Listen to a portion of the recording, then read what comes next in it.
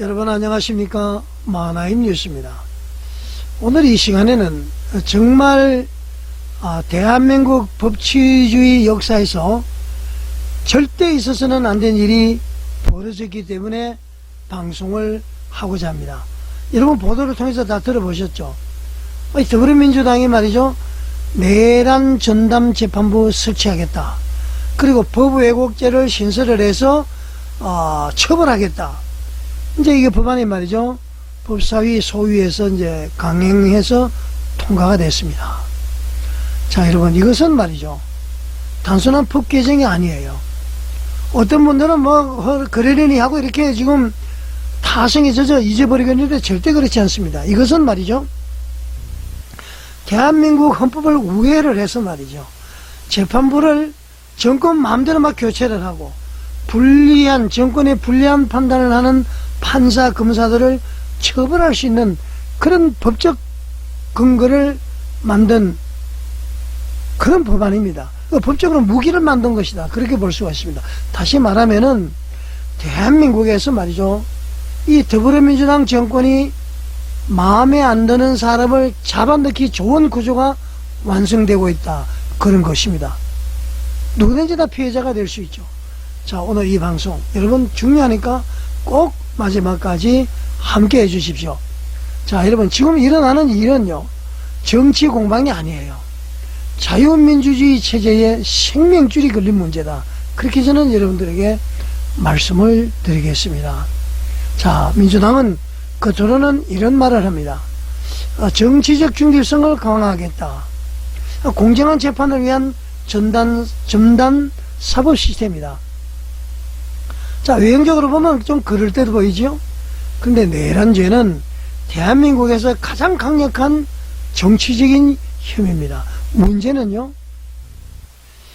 이 내란 전담 재판부의 판사를 말이죠, 사법부가 임명하는 것이 아니라 정치권과 외부 위원들이 직접 추천한다.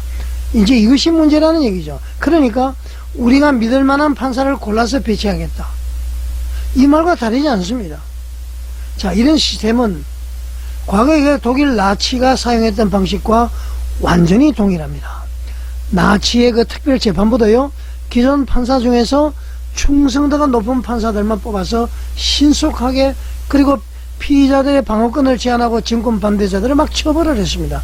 자, 지금 민주당이 하겠다는 일이 바로 이것인 거예요. 정권에 불리한 판사는 배제하고 정권 입맛에 맞는 판사만 배치하는 것, 이걸 우리는 뭐라고 부를까요? 판사 쇼핑, 이렇게 이제 부를 수가 있습니다. 미국과 유럽에서는 절대 금지되는 방식이죠. 윤석열 대통령의 구속영장도 말이죠, 원래 서울중앙지법에서 해야 되는데 서울 서부지방법원으로 갔잖아요. 그걸 판사 쇼핑이라고 그때 한참 얘기가 많이 나오지 않았습니까? 이거 있을 수 없는 일이죠. 관할이라는 것이 있는데. 자, 왜 하필 이 시점에서 할까요? 바로 그 답은 윤석열 전 대통령 재판 때문에 그렇습니다. 지금 민주당은 윤석열 전 대통령에게 말이죠, 내란 프레임을 씌우고 있습니다. 내란 우두머리. 근데 문제는 뭐일 것 같습니까? 현재까지 재판에서 말이죠, 직접 증거가 부족하다는 것이 드러났습니다. 그리고 법리적으로도 내란죄 구성 요건을 충족하는지 논란이 크죠. 민주당에서는 입장에서는 말이죠, 가장 두려운 것이 무죄 판결입니다. 내란에 대해서. 왜냐하면은 지금의 모든 정치적 서사, 그리고 본인들의 체면이 완전히 무너져 버리게 되죠. 내란 무죄가 돼버리니까. 그래서 어떻게 하느냐, 기존 재판부를 믿지 못하니까 말이죠, 새 재판부를 만들어서 사건을 가져오겠다, 그리고 정치적으로 안전한 판사들을 배치하겠다. 이게 바로 지금 법안의 본질입니다. 자, 여러분, 대한민국 헌법은 사법부의 독립을 절대적 가치로 규정을 하고 있습니다. 왜냐하면은 정권이 판사를 마음대로 바꾸고 말이죠, 고르고 이렇게 하면 독재가 시작되기 때문이죠. 그래서 전 세계는 공통된 원칙을 가지고 있습니다. 사건 배당은 무작위. 베니스 위원회에서는 말이죠, 추첨 또는 자동 배당 시스템이 원칙으로 정해졌고요. 유엔에서는 사건 배당은 사법부 내부의 일이다, 그렇게 결의를 했습니다.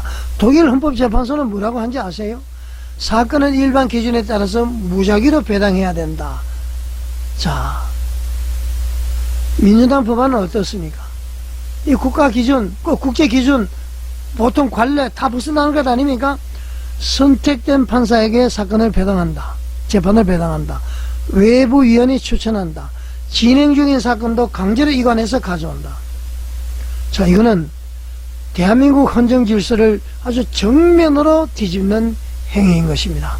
자, 이런 구조가 만들어지는 순간에 말이죠. 우리는 앞으로 재판을 이렇게 보게 될 겁니다. 아, 저 사건은 정권편 판사가 맡았네.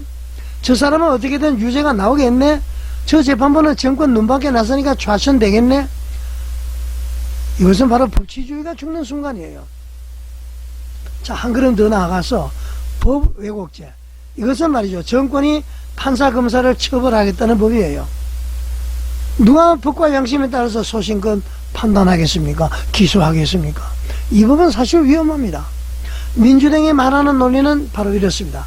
직권남용으로는 부족하다. 법을 잘못 적용한 판검사를 처벌해야 한다. 자, 듣기에는 그럴듯해 보입니다만은 이 법의 진짜 내용은 기준이 없습니다. 법을 왜곡했다고 누가 판단합니까? 정답은 말이죠. 판사가 아니라 정권이 하는 것이에요. 그러니까 정권의 뜻과 다른 판결이 나오면은 법 왜곡했네. 영장을 기각해도 법 왜곡했네. 무죄 판결을 내려도 그 법 왜곡을 했네. 자, 이렇게 되는 순간 판사 검사는 정권이 시키는 대로 움직이는 꼭두각시가 되어버리는 것이죠. 이게 바로 공산국가사법 모델인 것입니다. 자, 어찌됐든 지금 이재명 정권이 벌이는 이 작태는 말이죠. 나치 특별재판부에 유사한 것입니다. 아주 똑같습니다. 혁명재판부와 같은 것이죠. 경마에 있었던 나치 제국은 말이죠. 인민법정이라는 그 특별재판부를 만들어서요. 정권에 반대하는 사람들을 대량으로 막 처형을 했습니다. 논리는 똑같았어요. 국가 안보를 지키기 위한 특별재판이다. 국민의 뜻을 반영하겠다. 특별한 사건은 특별한 재판부에서 해야 한다. 자, 하지만 실제 결과는 어떻게 했습니까? 이 정권이 정적 제거에 사용한 칼날이었습니다. 그 재판부가. 지금 민주당이 만들겠다는 내란 전남 재판부는요, 구조라든가 배치 방식이라든가 정치 개입 방식까지 거의 나치와 동일합니다. 이 법은 여러분 단지 윤석열 문제가 아니다. 모든 국민의 문제입니다. 이 법은 말이죠. 단 한 사람의 문제가 아니에요. 주로 이제 윤석열 때문에 만들었다고 그러는데 절대 그렇지 않습니다. 윤석열만의 문제가 아니에요. 오늘은 윤석열, 내일은 검찰, 모레는 판사, 그 다음은 언론, 그리고 결국은 우리 국민 모두에게 적용될 수밖에 없을 겁니다. 정권과 생각이 다르다는 이유로 내란죄 프레임을 씌우는 순간 그 다음은 감옥을 가게 됩니다. 이 정도면은 말이죠. 자유민주주의가 아니라 전체주의 체제 구축 과정이다. 그렇게 봐야 되는 것 아닐까, 여러분? 자, 대한민국 헌법전문가 제1조는 명확하게 이렇게 이야기합니다. 대한민국은 민주공화국이다. 권력은 국민에게서 나온다. 만약 권력이 말이죠, 독재적인 형태로 국민의 기본권을 침해하면은 국민은 헌법적 권리로 저항할 수 있습니다. 지금 이 법안이 말이죠, 입법, 행정, 사법, 3권을 단일 정권이 모두 장악하는 길을 열어주게 되는 것이죠. 자, 여러분, 이런 상황에서 국민 저항권은 단순한 선택이 아니라 헌법적 의무가 됩니다. 국민 저항권은 헌법 1조 1항에 나와 있습니다. 모든 권력은 국민으로부터 나오니까 말이죠. 주권 제민, 주권은 주인된 권리는 국민에게 있는 것이죠. 우리가 뽑은 사람이 제대로 하지 않으면 우리가 직접 나설 수가 있다.